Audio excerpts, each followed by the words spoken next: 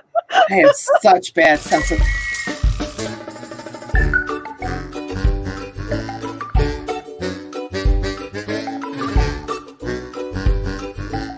Welcome to Dog Hugs, your daily dog show.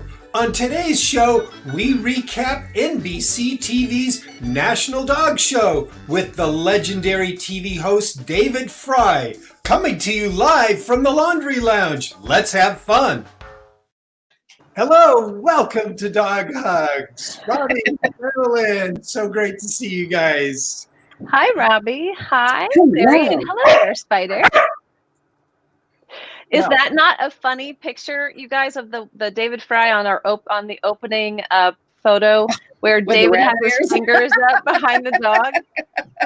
Well, I know that there's a story behind that. And So might as well share it, right? He was not David- really doing rabbit ears?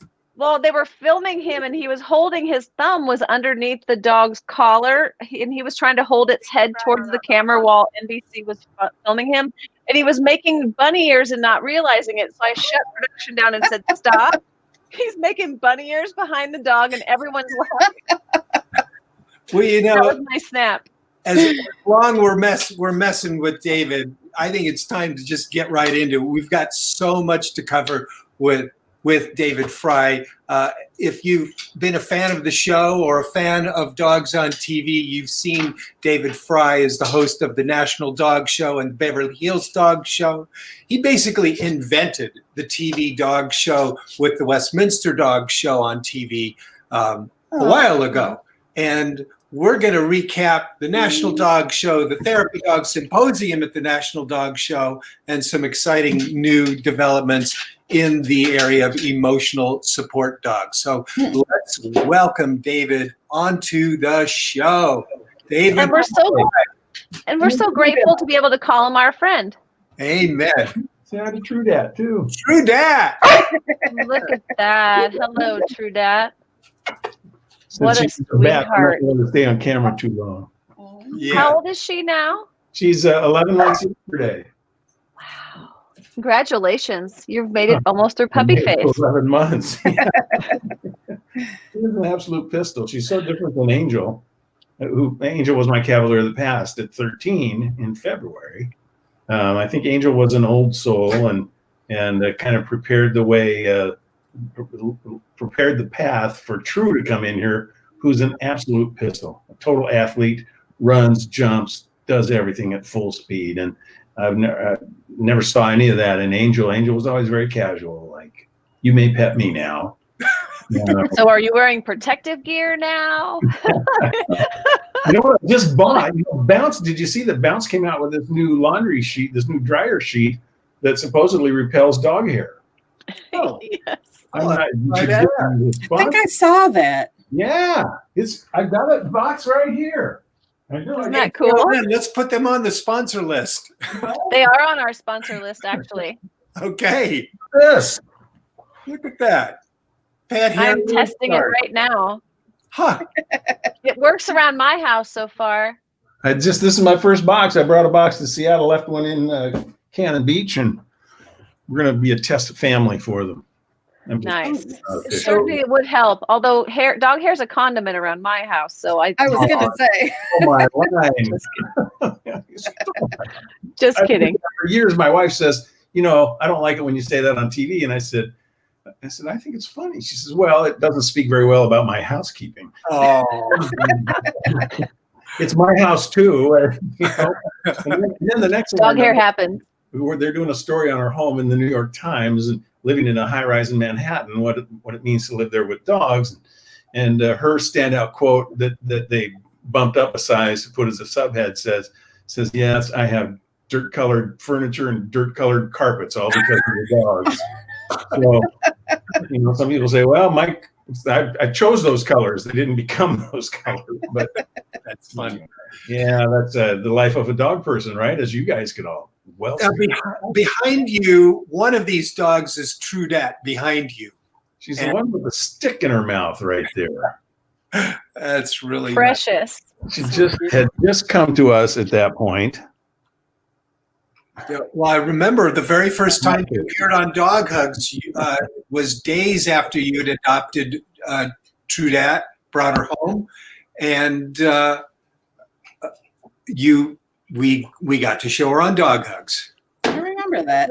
She was. These are cutouts that were in the T-Mobile Park for the Seattle Mariners all summer long.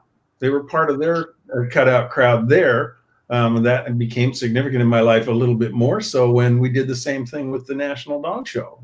Yeah. Didn't have spectators, so we sold people would send us a photograph and we would do a cutout of their dog. We did about 300 of them.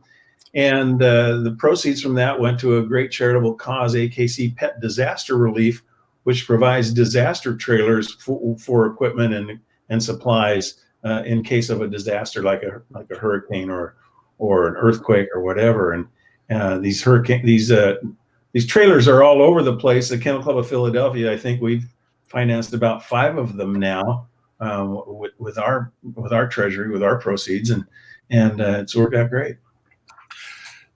It's fantastic. The National Dog Show on Thanksgiving Day was really exciting for me. I didn't allow Geraldine or Robbie to let me know any of the winners. The details. I wanted to watch it on my own because NBC was able to broadcast it new in each time zone. But it was really thrilling. Congratulations on being able to now be a master of the virtual dog show. It was pretty amazing, really, because there was a time where we thought the dog show might not go off.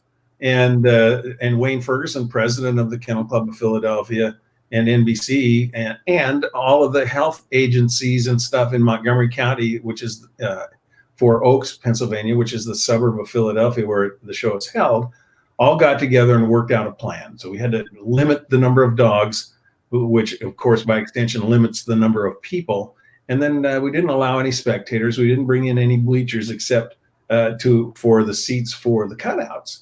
And we had social distancing. The judges wore masks. All the handlers wore masks. The dogs didn't wear masks, and they were in their element. I think when you watched the competition of the dog show, it looked pretty much like any other year. There wasn't as much noise. We did pipe in some noise, like they do for the other sporting events.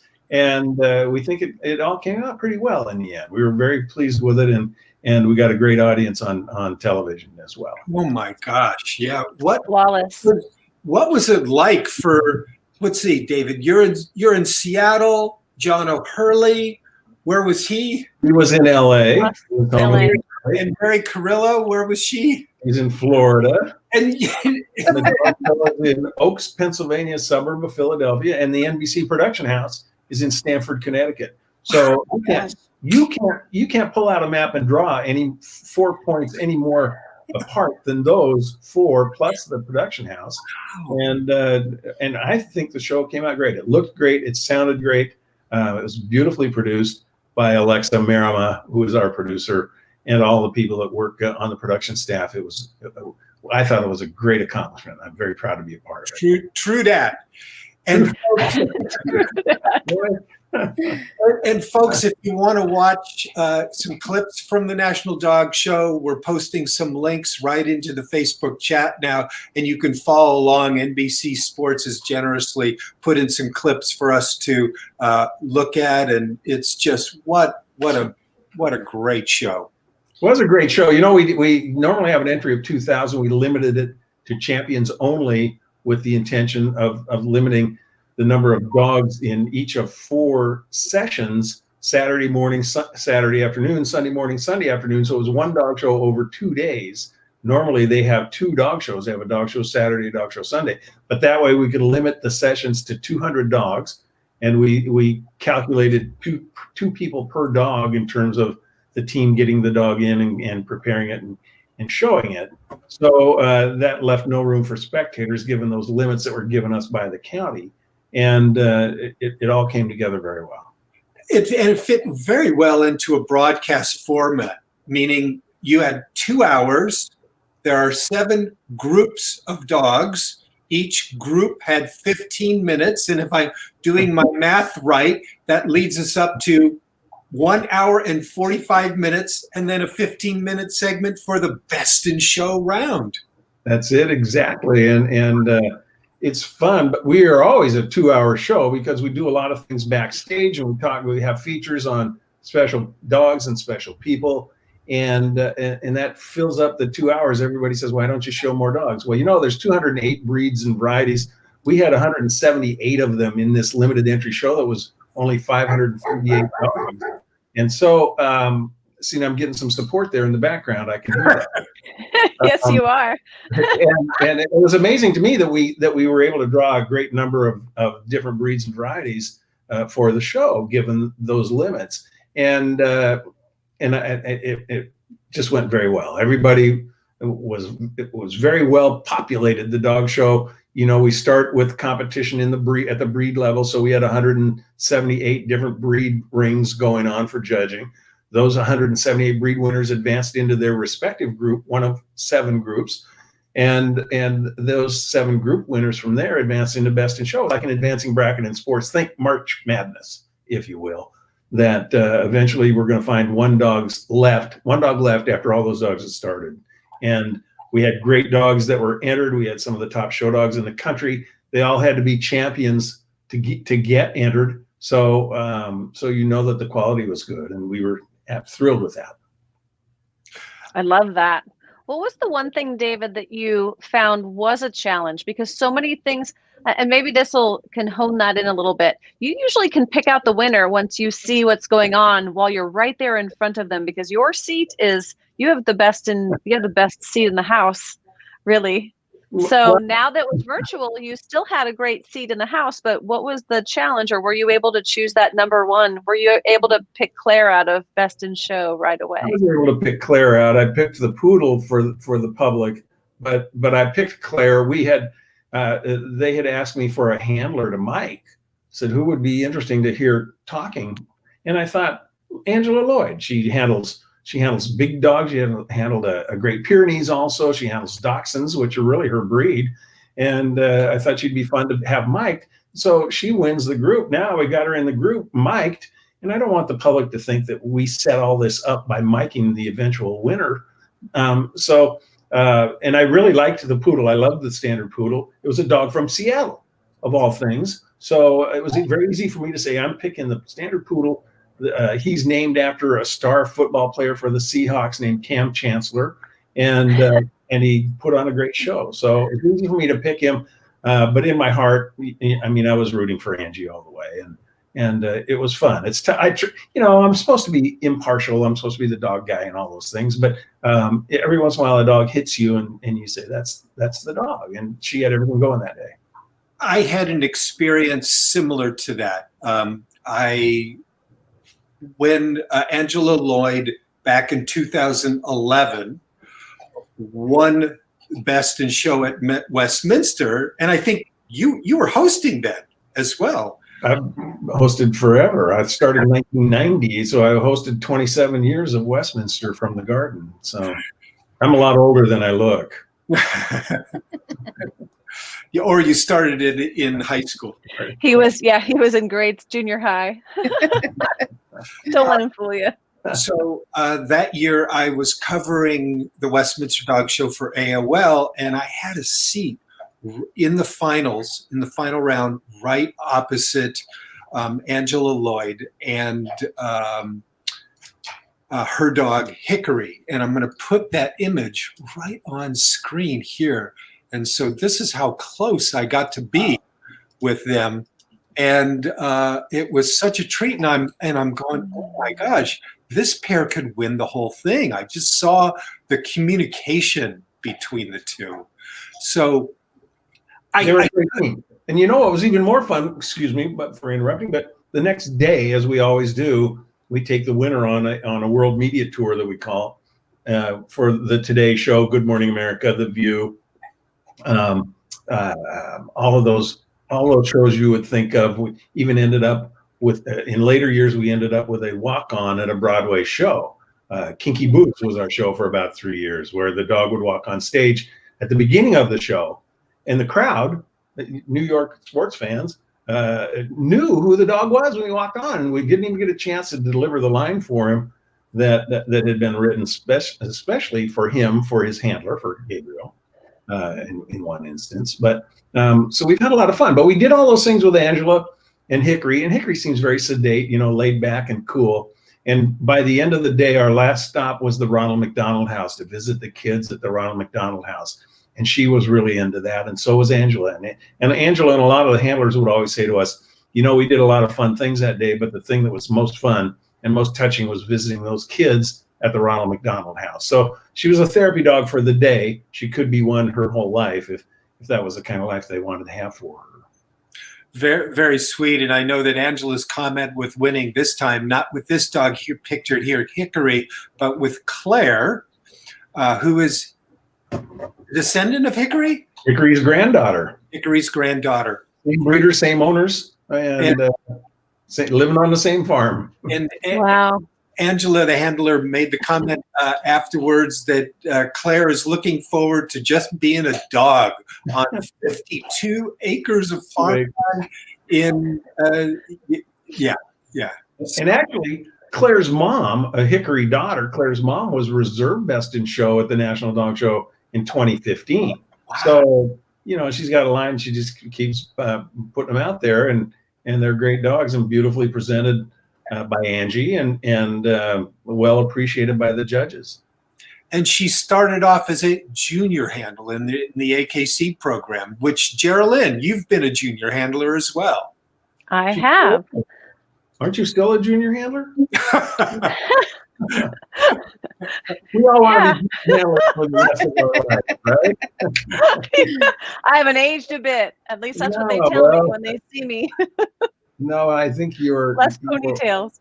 Well, I think your age belies your talents and abilities because you're the best at what you do, and you got there in a hurry, and are still doing great things for dogs and people every day. I admire that greatly in you, and I know you would have been a successful junior handler because I know you're also competitive as hell. And would appreciate that, being in the ring like that. So sorry we missed you on that round. I'm very gentle, though, because if I were not gentle, then dogs would bite me. So there is a balance between competition and being a gentle soul. I think which brings us. I've been gentle and I've been bitten, so I'm not sure that they're mutually exclusive. But don't you know who I'm the dog guy? You can't bite me. Yeah, this is your hashtag truth on most of that. Yes. And speaking of gentle, and speaking of the dogs from the National Dog Show, I believe quite a few of them are certified as therapy dogs. Are they not? They are. And you know what's funny about that? I take some credit for it every once in a while because I truly believe this is what happened, but I think it was going to happen anyway. In the early years when I started doing it and getting information from the dogs, nobody had ever done that before. Getting information from the dogs and their people about what their dogs do. And in those early years when I first started seeing dogs that were doing therapy dog work, I talked about it a lot on the air. So I thought that, well, these guys, I thought that the handlers were saying, well, I know David's going to talk about my dog if I tell him he's a therapy dog. And I believe that they all were when they told me that, but they got good mention on TV about it. It's like I had a friend there who named their dog Dave. And it says on the card, why did you name your dog what you named it? And they said, well, we named it Dave because we knew when it came on the air, you would talk about that and it would be a big deal to you and we would all get a chuckle out of it. That's great. Marketing. I love the marketing mindset. That's great. So one thing that you've personally grown at the National Dog Show is the NDS, National Dog Show Therapy Dog Symposium. Came out of the National Dog Show Therapy Dog Ambassador team. Steve Griffith, our publicist, was the star in creating. It's an Angel on a Leash Therapy Dog Ambassador team that is for the National Dog Show. And Steve really had a lot to do with it. We started visiting when we first started going to Philadelphia. We would go to the Ronald McDonald House in Philadelphia. And we met a lot of people there. So we just created an ongoing charity activity, and Steve turned it into the Therapy Dog Ambassador team.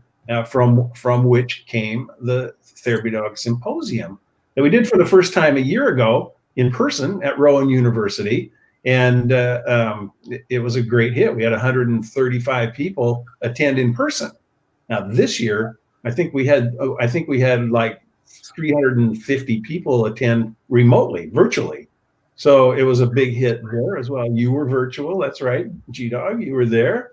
And we think we put on a nice show, and we had Marty Becker, the Fear-Free America's veterinarian, as he's called. He was the veterinarian for Good Morning America for years. And then we also had Dr. Cindy Otto from the University of Pennsylvania, who was in the midst of a training program for dogs and teaching them how to detect COVID, the smell of COVID. And so in a sense, they're service dogs because they can alert on people who are COVID positive. And so we had her speak as one of our keynote speakers, and we had a number of other speakers too that were very good. Folks, you can actually look at the Therapy Dog Symposium website. It's available to you, and check it out, because you can actually even look at these speakers that David Frei is talking about here, and even play back some of their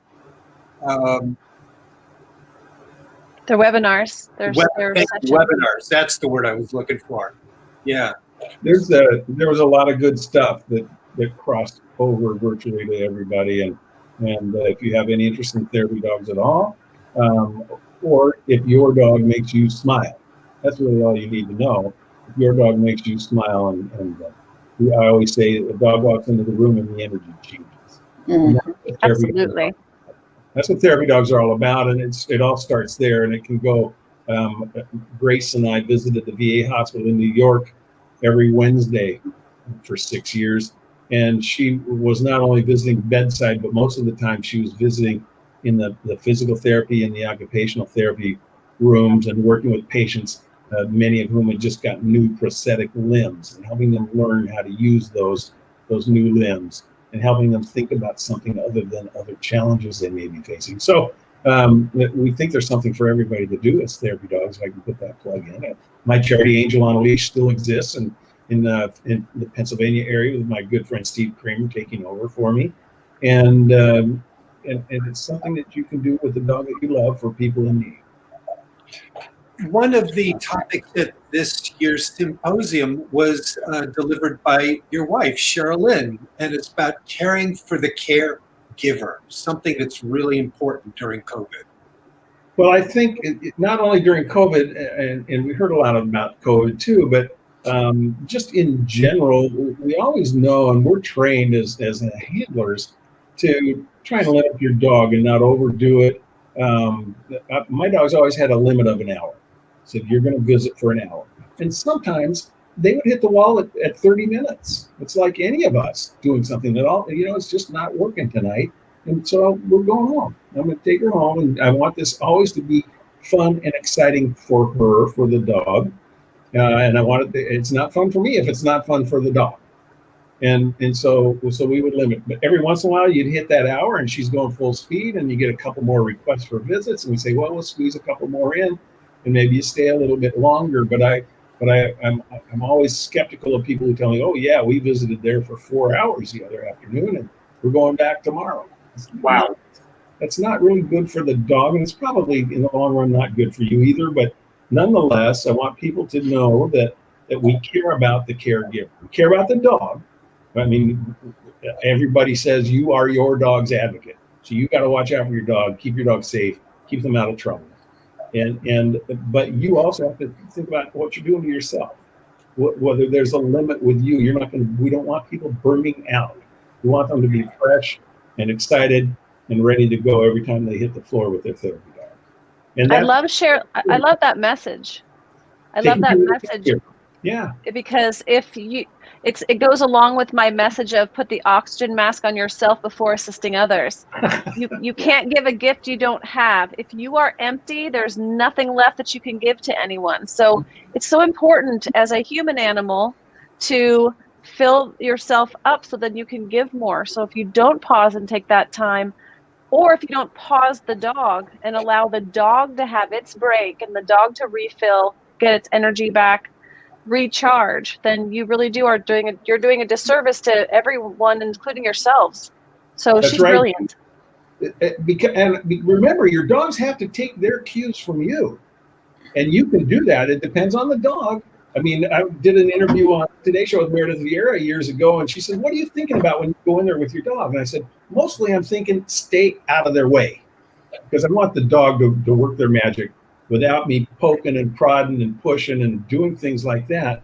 But I'm always right there. You may not see me in the pictures, but I'm right there, and I'm watching over what goes on with my dog, because I think that's what's best for the patient and the people that they visit as well." And speaking of emotional support dogs and putting a Mask. mask on yourself on airplanes, Geraldine, tell us about the big new announcement that just came out. Well, there's a massive announcement in terms of how they're handling service dogs versus emotional support dogs on airline travel or airplane travel. The Department of Transportation just released their new standards, and I'm actually very excited because I'm not a big fan of jumping on an airplane and having someone sitting next to me with a yappy dog that I have to then spend it's not a service dog, and then I have to spend my entire flight training their dog, and I'm usually tired, or I have homework due, or I have an assignment due for something at work. I don't have time to train your dog on the airplane just so I can have some peace. So I'm grateful, and it's a long time coming in my eyes. Don't you all agree? Amen. I agree totally. That's always been a pet peeve of mine, the people who are gaming the system, because as you know, with a service dog, there's no universal ID system. There's nothing. People can walk in and they say, "This is my service dog," or they can be asked two things: "Is that your service dog?" And second, "What does he do for you?" And that's it. You can't say, have him show me what he does for you. Well, I wrote a book about a heroic service dog that detected a guy when he was having heart attacks, an unstable angina attack. And he was asked that once, and he said, "You want me to have a heart attack here right now so my dog can alert on me?" He says, "That's not going to work." And the people who game the system like that and say their dogs are emotional support dogs, when really it's just their excuse to get them on the airplane, to not have to pay for them to travel. It's expensive for dogs to travel, but it also they have no business, because they're taking up space that people with legitimate service dogs have a need to have, and making their lives more difficult already. Right. They only allow so many dogs in the cabin at once. So if they've already booked tickets with 2 dogs that say they're service dogs, and maybe they are or they're not, but when the next person comes along that possibly has an authentic service animal they need for their own health reasons, that dog is turned away to a different flight. Wow. And that's what challenges me more than anything is that aspect. And service dogs come in different sizes, so they need different areas on the airplane. And if that's already taken up, then that area for the dog to be available to their owner in that area, when that's taken up, then that they have to change to a different flight, and it's just it makes it challenging. So I'm grateful. At the end of the day, we need more leadership from the government. The ADA needs to say, here's what a service dog is defined as. Now they've specified in the law, it says service animals are dogs, period. Oh. No more peacocks or turkeys or pot-bellied pigs running down the aisle of your airplane. Or turtles. Or bearded dragons. It's ridiculous. It's been ridiculous, and I'm glad that they're stepping up now. But I think the problem is with people who game the system. It's not. I hate to blame the dogs, but I'll be in an airport. We'll all be in airports. I haven't been in an airport much in the last 9 months, but we'll be in an airport and somebody comes walking down with a dog that's all out of control, all over the place. And you say, that's not a service dog. Yeah. I know that Geraldine didn't train that dog. It would be under control if it was one of Geraldine's dogs. If it was a legitimate service dog, that it would sit quietly at your feet in an airplane. It wouldn't be up. It wouldn't be biting passengers. I mean, there's lawsuits out there for dogs in airplanes that have bitten passengers that are sitting in the seat next to them, or a flight attendant walking down the aisle or whatever. So this is a long time coming. The AKC provided a lot of testimony to the agency to make sure that it happened as well. So let's give them some credit as well. Amen. Do you think that they're in developing those regulations for service dogs? You mentioned the government, maybe it's the ADA, the American with Disabilities Act, or Department of Transportation, or FAA, Federal Aviation Administration. Do you think it's a government with a private partnership to develop that, meaning the AKC or Perhaps. the association? But there's two things at work here. Number one is there's no universal ID system for a service dog, because you can train your own service dog to do the task for you that you need done. And there's nobody that can say, I trained the dog so it always alerts on me when I have a diabetic seizure. Which is much different than if I just need a dog to help me get over, say, fear of flying.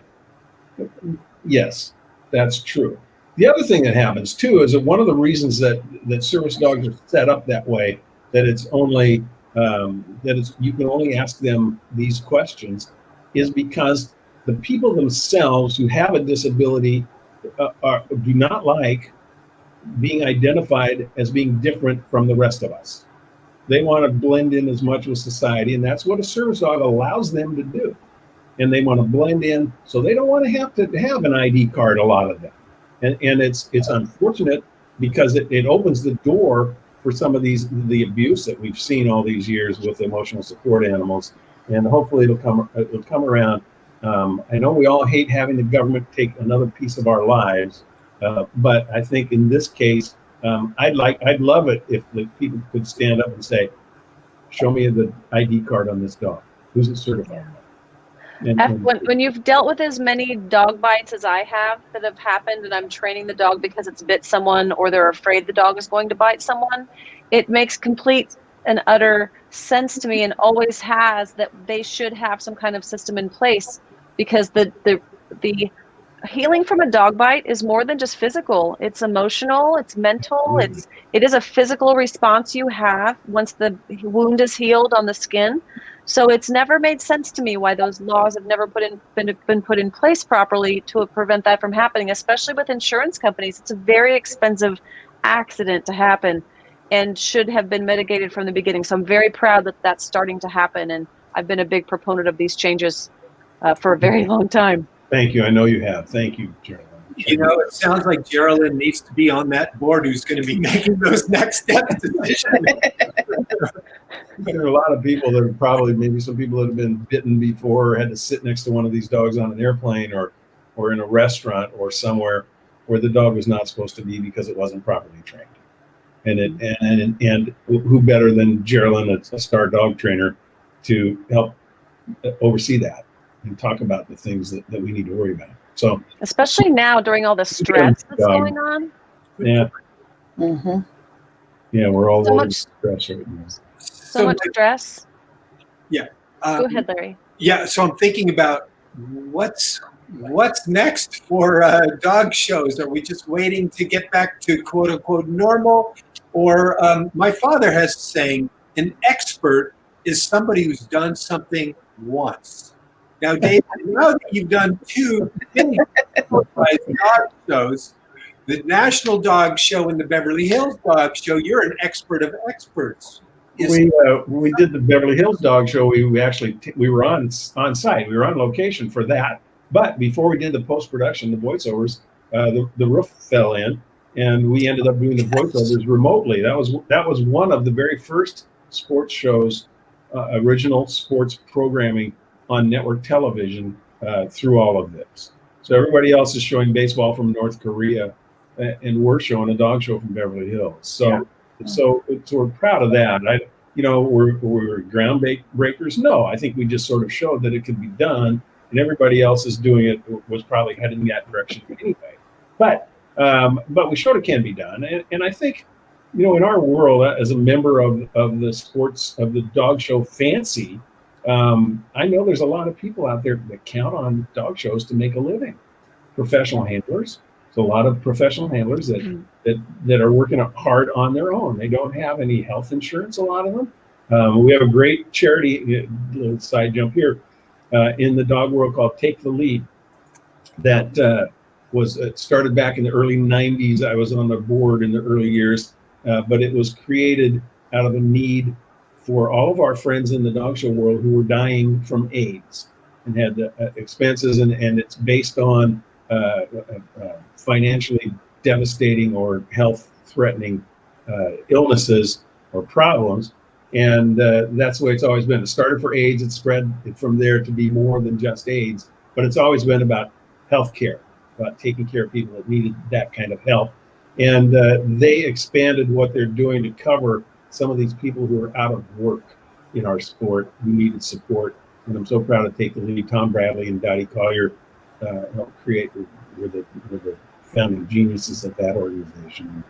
So that's what we do in our dog show world, because we're all family. And we want to get back to that. We want to get back to the weekends where we're there socializing, competing, having fun with our friends, having fun with our dogs.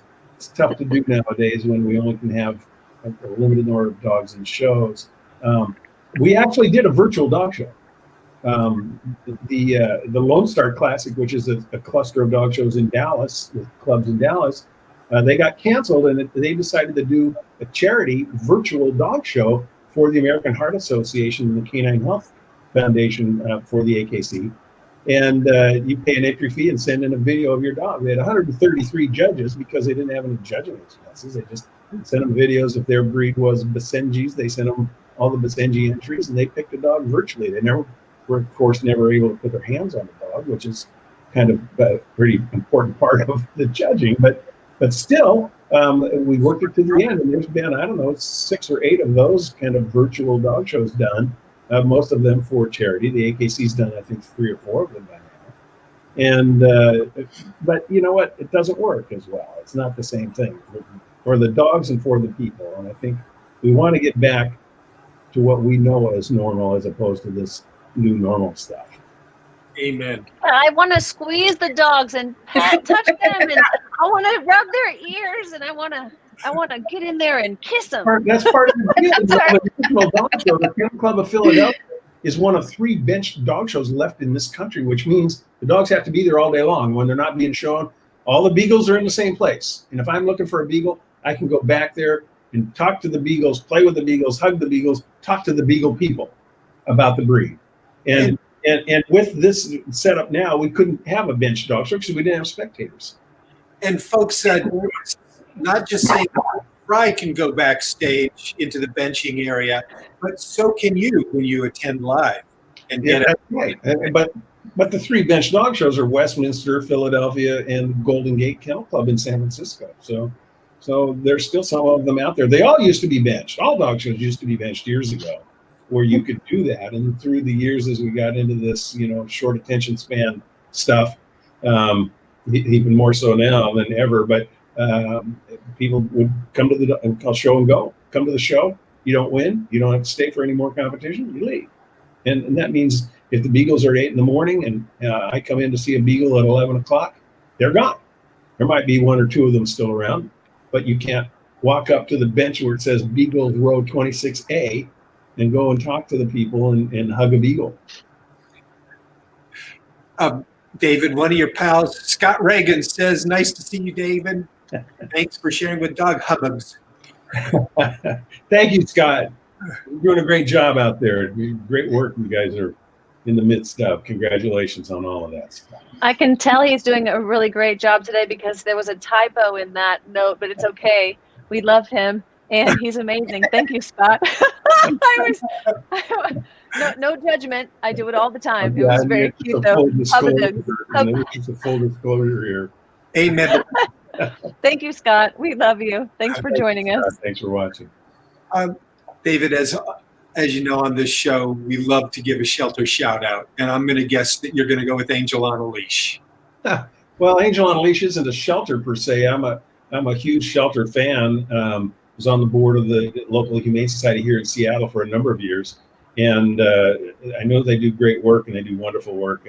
And I just heard this morning on the radio, I was listening to a friend of mine from Como Radio named Herb Weisbaum, who's their consumer affairs reporter, but also a big supporter of the Pasados, which is a shelter organization and a rescue organization for all animals. It started up years ago when a donkey, a popular public donkey, was killed, and they started it up. But they are the most well-known shelter organization now in the Seattle area. So I'll do a shout out to Pasado and the great people there, and everybody in the shelter. I don't want to say it's a thankless job, because in a sense it is, but in a sense you're being thanked by doing something good for animals, and God bless you for that.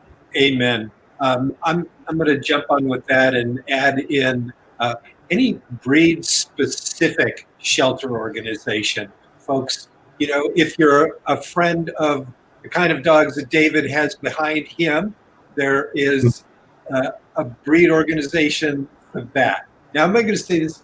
Cavalier King Charles? There's King Charles. Cavalier King Charles Spaniel. They have a foundation that they have a big auction for at their national every year that goes to health research projects for the breed in particular, but also a sizable chunk of that goes to Cavalier Rescue. And I'm their auctioneer. That auction makes about $40,000 to $50,000 for a breed club. That's amazing. And just as a Brittany guy, I give money every year to the National Brittany Rescue group as well. So I think there are ways for us to be supportive. Maybe we can't be a foster. I live in a high rise. I've got more dogs than they want me to have anyway. But I think that you can do everything you can to be supportive and help find some way to help. Fantastic. Carolyn, Robbie, any shelter shout out, jump on? Can I do a shout out and a gratitude for Angel on a Leash? Oh, nice. Yes, you Well, can. what you, you were Robbie. saying about it, it's like, oh my gosh, I want both of mine to go to that. Thank you. That's We'll take And that. of course, my shout out goes to the same. For my shelter, shout out to Angel on a Leash and all the rescues, especially the breed specific. Because if you've spent any time at a shelter, you will notice there are very few purebreds, what we'll call purebreds, or certain breeds of dogs there, because those smaller rescues come in and snatch them right up and take them to be with their own kind and rehabilitate them outside of that atmosphere. Not that it's a bad atmosphere, that's just what they are able to do. And it saves a lot of lives, a lot of pets' lives. Foster, I was the breed rep for Afghan Hounds for Seattle Purebred Dog Rescue years ago. So I know that you get them out of the shelter, find out about them, and then help place them. I think I'm a Border Collie Afghan mix now that I think about it. Well, we can do gene testing now through the AKC if you want to send a swab. And we'll find out. So, all right. I like tools that when I turn. My shameless plug for my book, Angel on a Leash. Perfect. And it's a wonderful book. David, some years ago, you signed a copy to me. Oh, nice. Yeah. What a nice guy I am. Yeah, you are. Here's one of my other trinkets back there. This is our bobblehead Uno dog. And speaking of Uno, I've been looking forward to sharing this image all show long. There we go. Oh, yes, there he is. Yeah. Uno was a special dog. He was the first beagle ever to go best in show at Westminster in 2008. And he was easily our most popular winner ever, still to this day.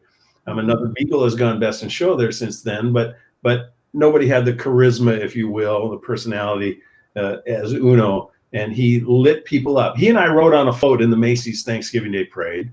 We went to the White House, the only Westminster winner ever to go to the White House for President Bush.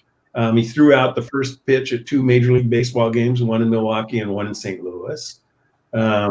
When we were on the road and doing things, he would visit the Ronald McDonald houses in wherever we were, 5 different places, I think, around the country. And it's kind of fun because you're walking around with him. I took him to a charity event for Matt LeBlanc and Matthew Perry in LA one year. And the night before the event, I was holed up in a hotel in somewhere on the beach, and he and I went out for a walk, and it was like, I don't know, 4 or 5 months after the dog show, and we're walking down this outdoor event where tents are up and people are doing things and selling things and intermixing, and we're just walking along like just a boy and his dog. No one knew who it was, and coming toward us were 3 girls that were probably in their early 20s.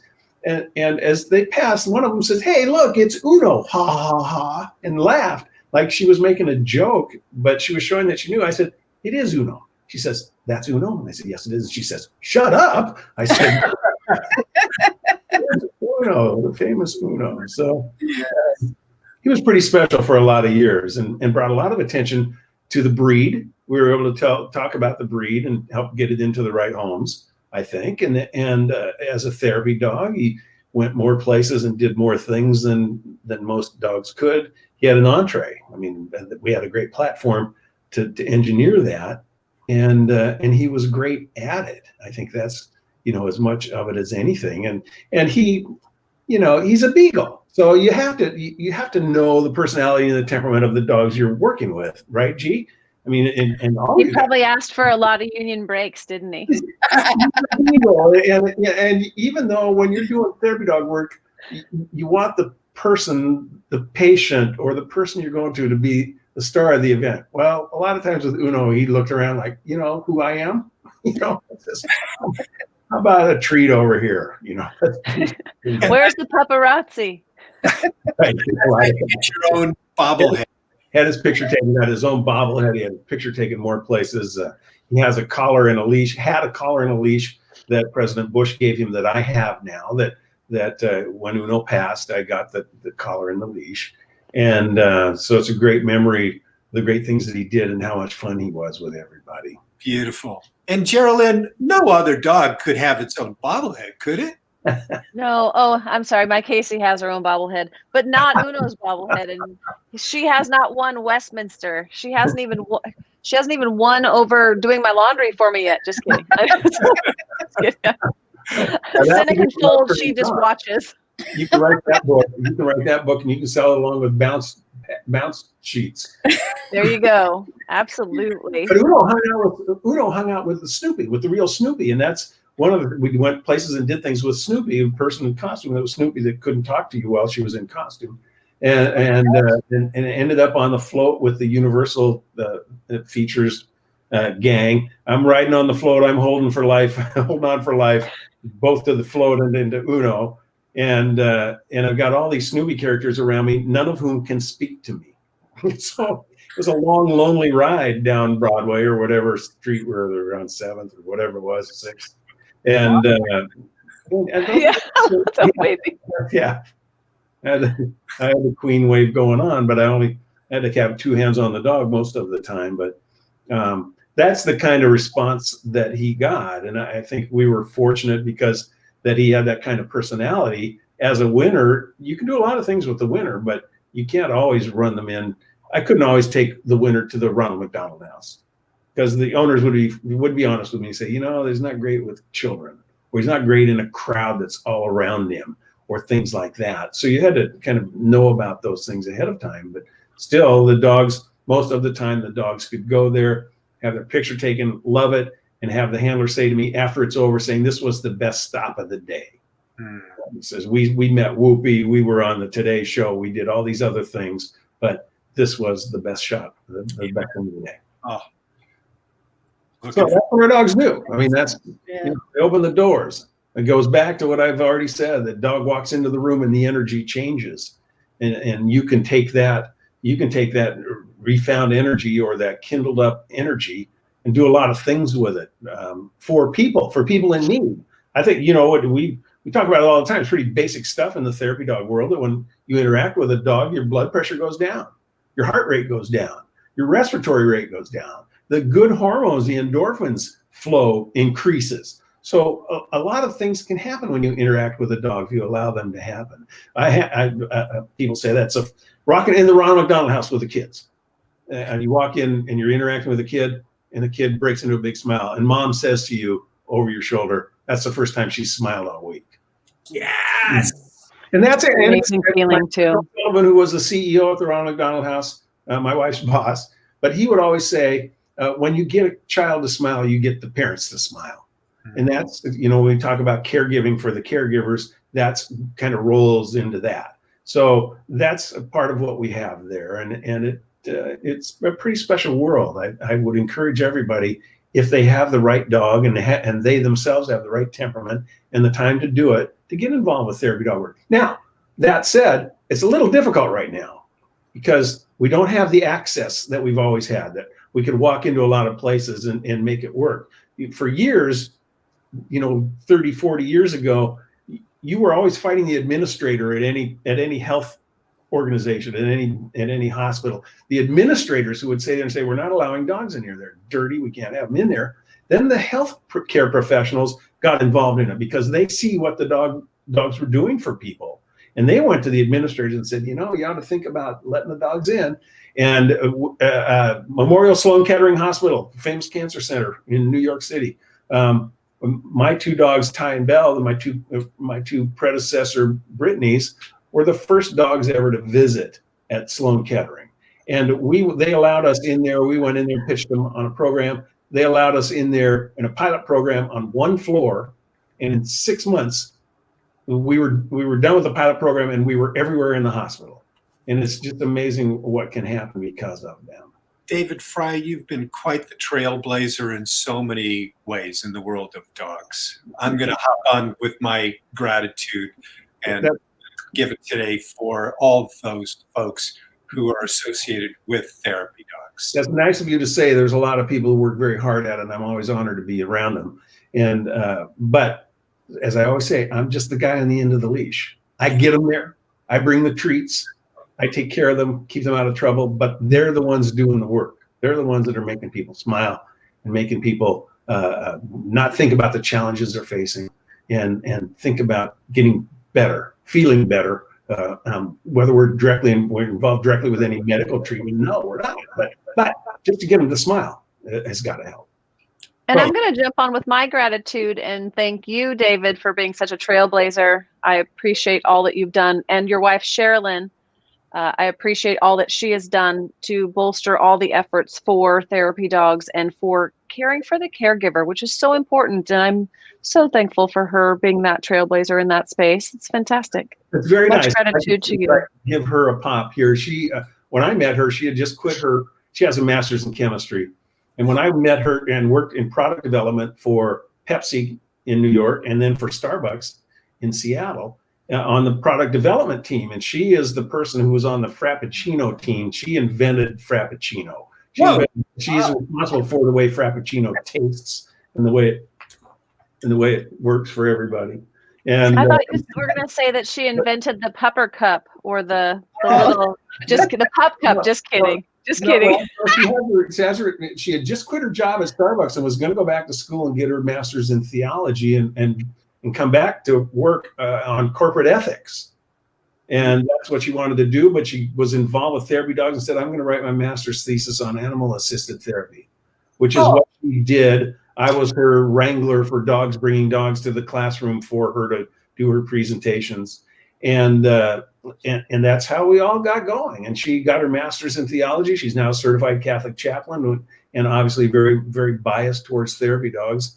But it's funny. So she has 2 master's degrees. We went through some house hunting somewhere where we were doing financing and we were the object of some demographics determining call that said, yeah, we're just trying to study about our customers. Said, what's your level of education in your home? And I said, well, we have 2 master's degrees. And the guy said, oh God, really? He says, what's yours in? I said, I didn't say I had one. Master of dog. Well, that was funny. At the symposium, if we can back for a second, at the symposium, they did this little program, and it's at a university, and we've got all these university people who always want to put MA, DVM, all their degrees behind their name. And here's my name. I'm the first name on the program. It says David Frei, BS.